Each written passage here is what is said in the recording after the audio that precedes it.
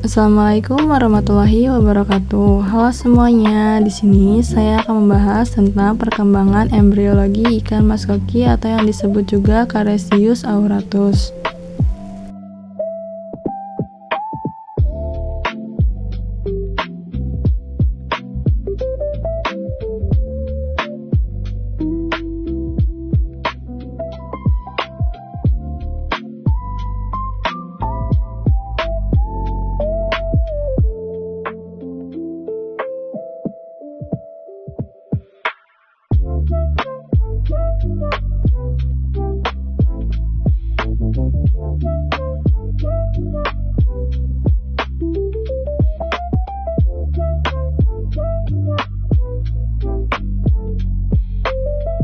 Perkenalkan, nama saya Dafa Khairunisa dengan NIM 26 2025 0004, dosen pengampu Dr. Handayani, MSI, mata kuliah Struktur Perkembangan Hewan, Universitas Islam Asy-Syafi'iyah.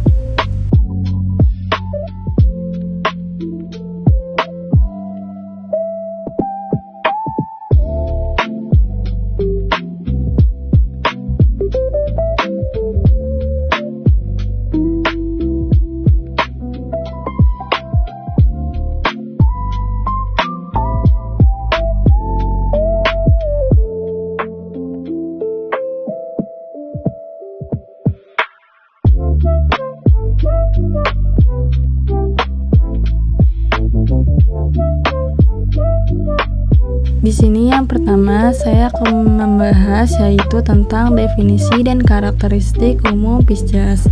Pisces merupakan kelompok superkelas vertebrata akuatik poikilometrik yang memiliki adaptasi morfologis dan fisiologis kompleks untuk melangsungkan seluruh siklus hidupnya di dalam air dengan mengandalkan sistem sirip lateral maupun median sebagai kemudi utama pergerakan hidrodinamis serta menjaga keseimbangan orientasi tubuh menurut Nelson 2006 dan Helferman et al. 2009.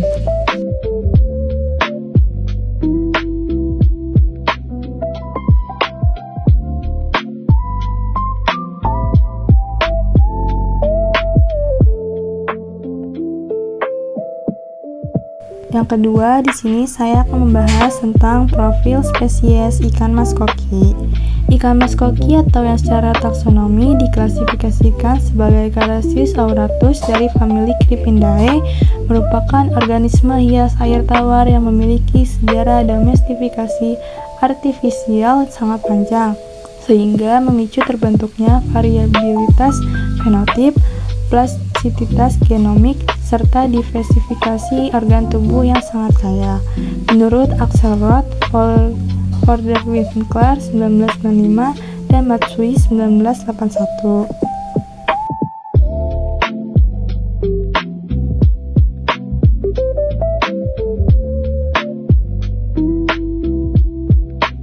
Lalu selanjutnya yaitu ada keanekaragaman fenotip ikan maskoki. Ekspresi keragaman morfologi eksternal pada ikan maskoki secara makroskopis didominasi oleh mutasi bentuk kranial yang menonjol seperti pada galur koki, oranda red white, dan koki rancho lionhead, yang mana pertumbuhan jaringan granulisasi ini diselimuti oleh modifikasi oberkulum dan pola sisik mutiara yang menebal. Menurut Ines 1998 dan Matsui 1981.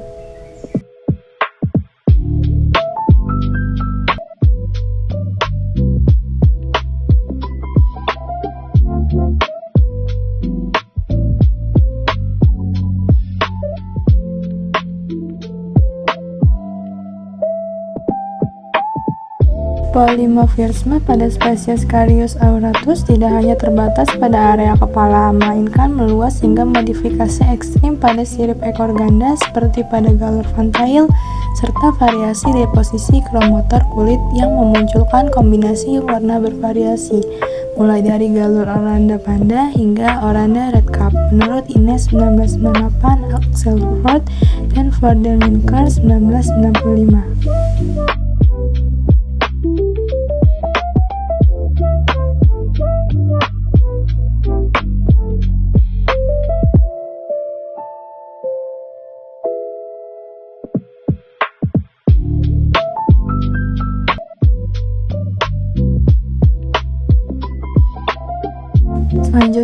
Setelah itu ada pengantar dimorfisme seksual ikan mas koki. Identifikasi dimorfisme seksual secara akurat dan presisi pada komoditas Pisces memegang peranan vital dalam manajemen akupunktur, sebab ketepatan penentuan jenis kelamin induk akan menentukan efisiensi rasio pemijahan, sinkronisasi kematangan gonad, dan keberhasilan produksi larva di laboratorium, menurut Howard dan Randall 1969 dan Moyle dan Chech 2004.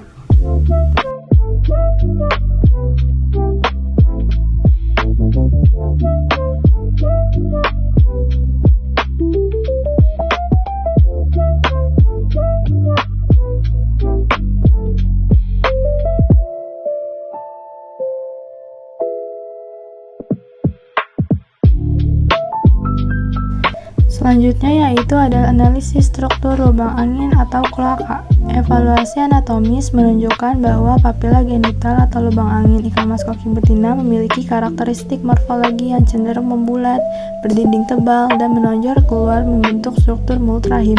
Sedangkan pada induk jantan bentuk lubang angin tersebut cenderung menyempit, memanjang longitudinal, serta melengkung cekung ke arah dalam abdomen, menurut Moise dan Chech 2004, Lagler et al. 1977.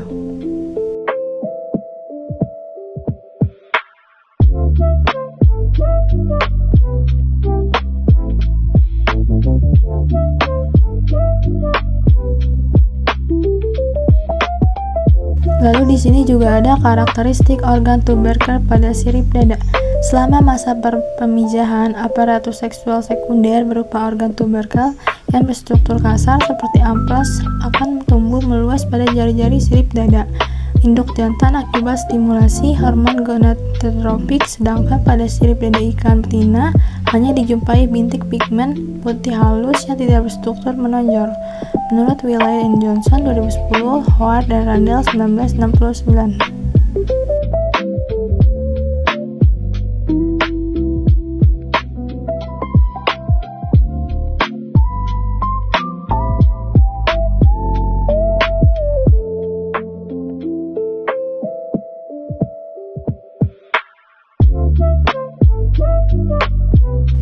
Lalu ada perbandingan morfometri bentuk tubuh. Perbandingan geometri tubuh memperlihatkan bahwa ikan mas koki betina dewasa memiliki indeks morfometri tubuh yang jauh lebih bulat, cembung, dan tebal pada kuadran ventral demi mengkombinasi pembesaran volume ovarium yang padat oleh oosit. Sementara postur tubuh jantan relatif memanjang, ramping, dan aerodinamis, menurut Blackster 1988 dan Mota 1990.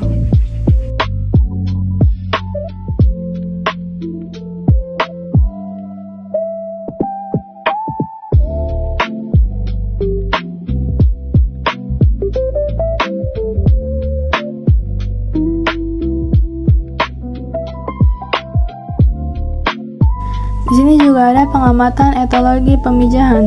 Pendekatan etologi memberikan konfirmasi jenis kelamin yang paling valid pada musim kawin tiba, di mana ikan mas koki jantan akan memperlihatkan pola perilaku sosioseksual yang sangat agresif berupa aktivitas pengejaran konstan dan manuver flaktil yang intensif terhadap area posterior perut induk betina di dalam kolom air, menurut Bond 1996 dan Helfman et al. 2009.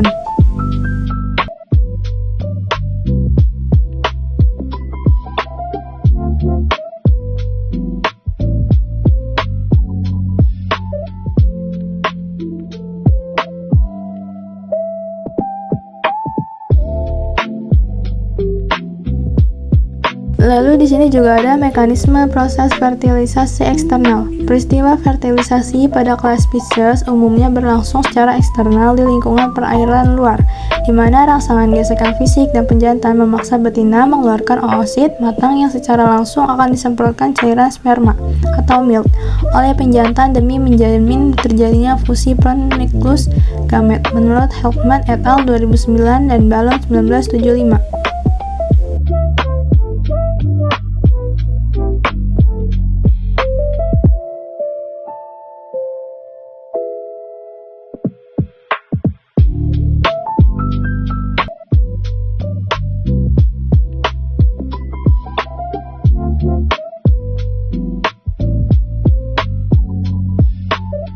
Lalu di sini juga ada sifat fisik telur pasca pembuahan. Segera setelah sperma membuahi sel telur, lapisan membran vital atau koreon telur ikan mas koki akan mengalami reaksi kortikal yang memicu sekresi mukopolisakarida adhesif berdaya lekat tinggi, sehingga telur-telur tersebut secara otomatis akan tenggelam dan menempel erat pada substrat keras seperti bebatuan ataupun tanaman air. Menurut Balon 1975 dan Baxter 1988.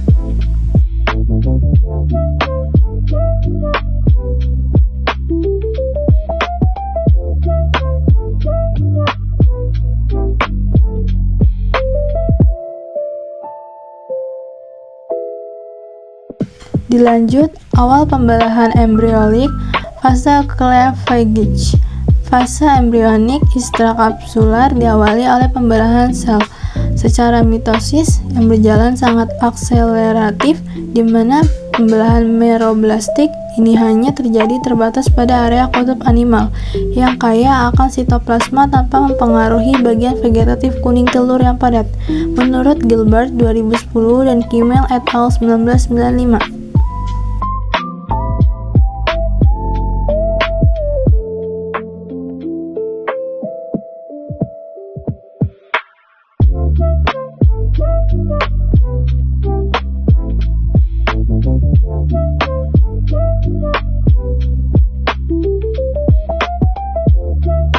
Setelah itu ada pembentukan morfologi stadium blastula. Seiring bertambahnya pembelahan mitosis hingga melewati stadium morula 16 sel, embrio ikan mas koki memasuki stadium blastula yang dicirikan dengan perorganisasian kelompok sel blastoderm menjadi lapisan selubung luar yang membatasi sebuah rongga internal berisi cairan yang disebut blastosul. Menurut Kimmel et al. 1995 serta Gilbert 2010.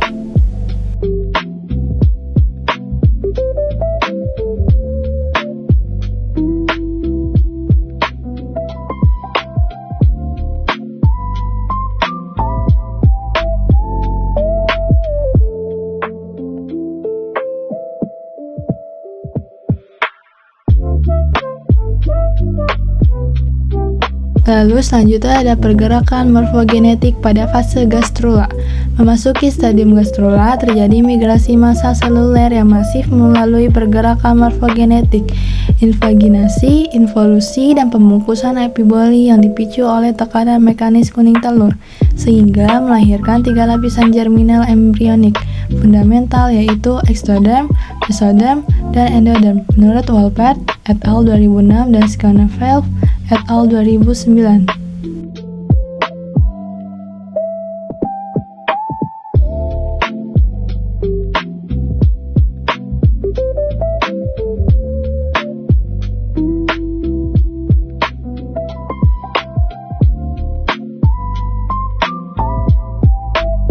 Lalu selanjutnya ada proses neuralisasi pembentukan sistem saraf pusat.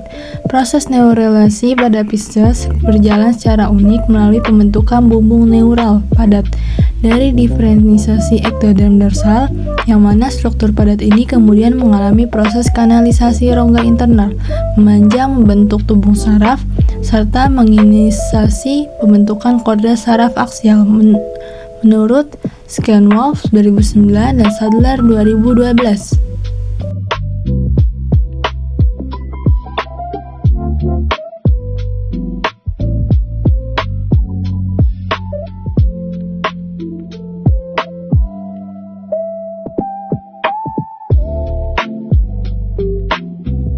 Lalu inisiasi organogenesis dan spesifikasi organ.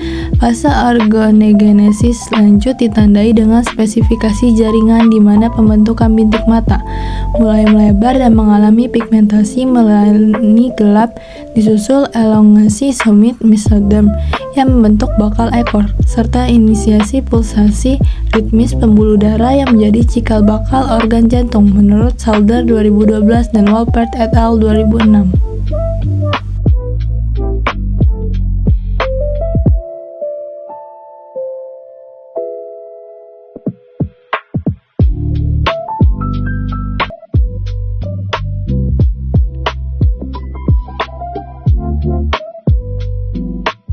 Di sini juga ada peran nutrisi kuning telur.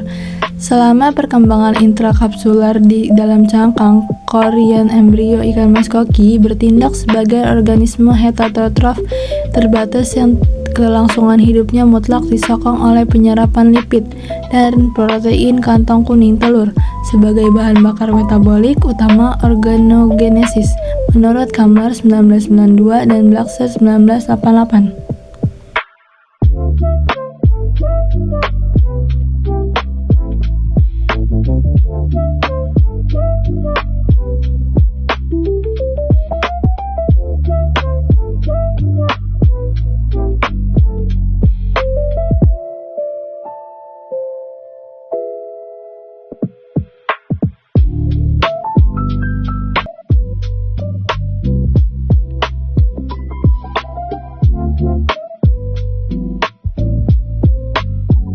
Yaitu ada transisi ke tahap pasca embrionik penetasan larva.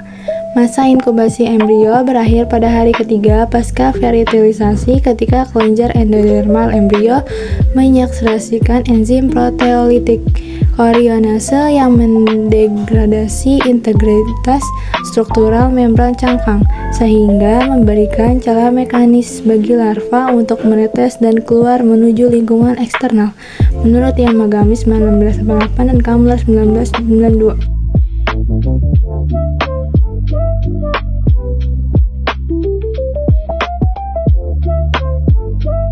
Lalu dilanjut dengan perkembangan ontogeni larva hari ke-1 hingga ke-19. Pada rentan hari ke-1 hingga hari ke-19 pasca tetas, ikan larva mas koki berada dalam kondisi ontogeni kritis yang sangat rentan karena kapasitas lokomotornya yang lemah, di mana larva mengalami transisi nutrisi krusial yang memanfaatkan kuning telur endogen menuju pembukaan mulut untuk memakan pakan eksogen, menurut Kendall et al. 1984 dan Wotton 1990.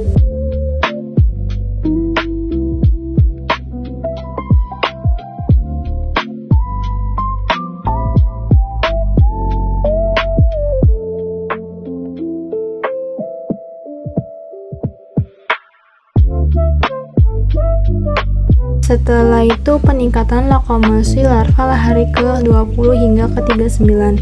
Menginjak umur hari ke-20 sampai ke-39, kelincahan dan stabilitas hidrodinamika larva meningkat secara drastis seiring dengan terjadinya diferensi sirip median menjadi sirip dorsal dan ekor yang definitif, diikuti oleh perkembangan organ gurat sisi untuk mendeteksi pergerakan arus air, menurut Wiman-Werner 2002 dan Kendall et al. 1984.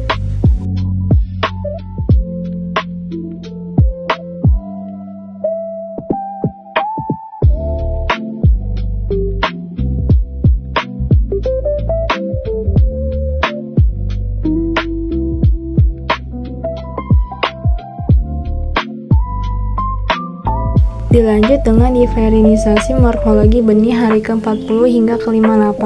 Memasuki umur hari ke-40 hingga ke-58, benih ikan memasuki fase juvenil yang sesungguhnya, ditandai oleh akselerasi pertumbuhan linear osteologi, pembentukan susunan sisik sikloid yang sempurna di seluruh permukaan tubuh, serta ekspresi penuh pigmen karotenoid yang menentangkan pola warna kulit ikan hias, menurut Nakamura 1969, Wiman-Werner 2002.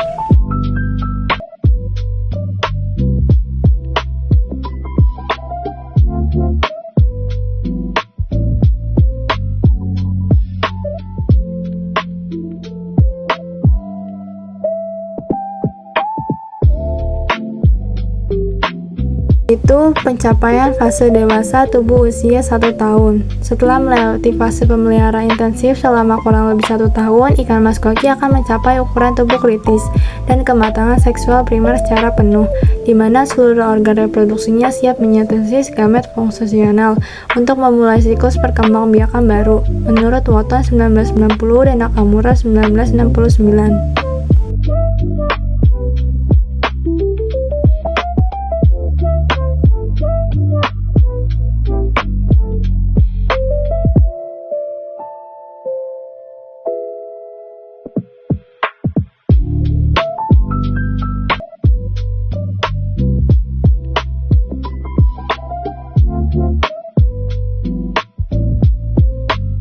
Dan dilanjut karakteristik anatomi akhir ikan mas koki dewasa. Fenotip akhir pada ikan mas koki yang telah dewasa sepenuhnya mencerminkan interaksi dinamis antara faktor heritabilitas genetik dan pemeliharaan lingkungan, yang mana akumulasi usia kronologis akan memperbesar volume kantong cairan di bawah bola mata serta meningkatkan amplitude pergerakan sirip ekor yang lincah, menurut Matsui 1981 dan Axelrod Verwinkler 1995.